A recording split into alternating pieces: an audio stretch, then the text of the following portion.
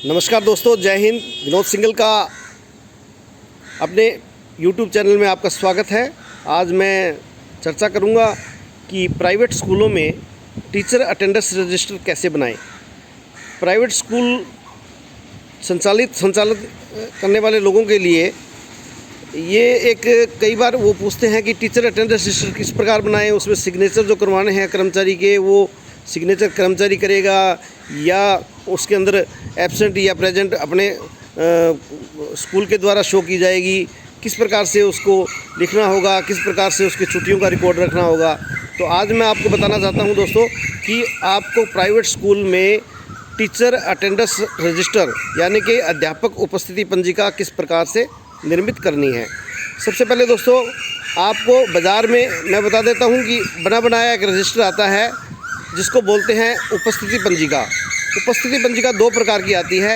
एक ऐसी उपस्थिति पंजिका आती है जिसमें प्रत्येक टीचर के लिए प्रत्येक दिवस में 4 खाने होते हैं, जिसमें एक खाने के अंदर स्कूल में आने का समय अंकित किया जाता है, दूसरे खाने में सिग्नेचर किए जाते हैं, तीसरे खाने में स्कूल से वापस जाने का समय अंकित किया जाता है और चौथे खाने में सिग्नेचर किए जाते हैं।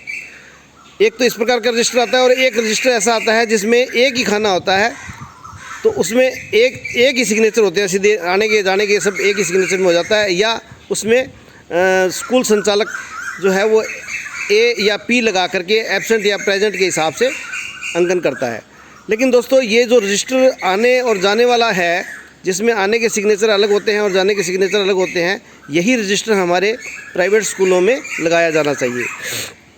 अब सबसे पहले आप स्कूल का नाम उस रजिस्टर के ऊपर लिखिए और प्रथम पृष्ठ को प्रमाणित कीजिए। जैसे कि उस पर लिखिए आप कि प्रमाणित किया जाता है कि यह अध्यापक उपस्थिति पंजिका दिनांक इतनी को लगाई गई और इसके अंदर कुल इतने पृष्ठ हैं और प्रत्येक पृष्ठ प्रधानाध्यापक के द्वारा प्रमाणित है। फिर आप पृष्ठ 1 के अंदर अपने स्कूल का नाम लिखिए और उसके अंदर प्रत्येक टीचर का नाम सीनियरिटी के हिसाब से आप लिख दीजिए। सबसे पहले जैसे प्रिंसिपल का नाम आएगा, उसके बाद में जो सीनियर टीचर है उसका नाम आएगा, फिर सेकंड सीनियर है, फिर थर्ड सीनियर, इस प्रकार से आपके नाम आएंगे और लास्ट में 4th क्लास का नाम या एलडीसी के नाम के बाद में 4th क्लास का नाम आ जाएगा और इस प्रकार से उनके आप आने और जाने के सिग्नेचर करवाएंगे। दोस्तों इसके अलावा आपको उस रजिस्टर के अंदर आने जाने के साइन जो है वो उसी समय करवाने हैं जब वो अध्यापक स्कूल में आता है। उस समय आप उससे उस समय का टाइम लिखवाइए और फिर उसके बाद में सिग्नेचर कीजिए और उसके बाद में जब स्कूल से वो छुट्टी हो जाती है, अध्यापक जब जाता है तो फिर अपने रजिस्टर के अंदर साइन करेंगे और उसके बाद में टाइम लिखेंगे। तो इसके अलावा दोस्तों जो अध्यापक उपस्थिति पंजिका में जो विशेष बात होती है वो ये होती है कि अध्यापक उपस्थिति पंजिका को आपको प्रत्येक माह के अंत में प्रमाणित करना होता है। प्रमाणित का मतलब ये है कि आपको उसमें किसी टीचर के द्वारा जांच करवानी चाहिए सबसे पहले कि रजिस्टर के अंदर सभी एंट्रियां सही है या नहीं है, कहीं किसी की सिग्नेचर बकाया तो नहीं है या कहीं कोई ओवर राइटिंग तो नहीं है। तो ये सब चीज़ें देख करके फिर आपको आगे प्रमाणित करने से पहले उसमें नंबर ऑफ़ वर्किंग डेज़ का एक कॉलम होता है वो भरना चाहिए और उसके बाद में एक कॉलम आता है कि उस माह में आपने कितनी कैजुअल लीव ली। कैजुअल लीव जितनी भी ली है, जितनी भी छुट्टियाँ ली है आपने, CL कैजुअल लीव आकस्मिक अवकाश, उनका आपको इसमें दर्ज करना होता है। और इसी के अंदर आपको PL यानी कि उपार्जित अवकाश भी दर्ज करने होते हैं। उपार्जित अवकाश और CL दोनों अलग अलग है और इसी तरीके से मेडिकल अवकाश अलग है।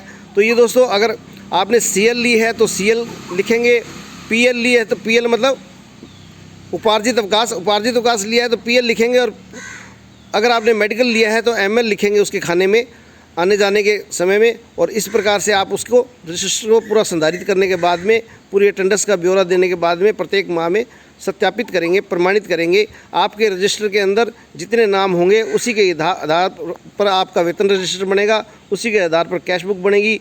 आपके अटेंडेंस रजिस्टर के अंदर किसी प्रकार की कटिंग नहीं होनी चाहिए और आपके अटेंडेंस रजिस्टर के अंदर बिल्कुल साफ़ सुथरा काम होना चाहिए और टीचरों के नाम के साथ में उनका पद और उनकी योग्यता भी लिखी होनी चाहिए। दोस्तों मैं आपको बता देता हूँ कि यदि आपके अटेंडेंस रजिस्टर के अंदर 10 नाम से अधिक नाम हैं तो आप पर ESI ESIC लागू हो जाता है, और यदि आपके रजिस्टर में 20 नाम से अधिक नाम है तो आपके ऊपर EPF भी लागू हो जाता है। तो ये एक अलग बात है, मैं वीडियो अलग से बना करके आपको इसमें ESIC EPF पर बताऊंगा कि ये ESIC और EPF क्या है। तो दोस्तों, जानकारी जो मेरे पास थी वो मैंने आपको उपलब्ध कराई है। यदि मेरा वीडियो अच्छा लगा हो तो आप इसको लाइक व सब्सक्राइब ज़रूर कर दें। धन्यवाद। जय हिंद।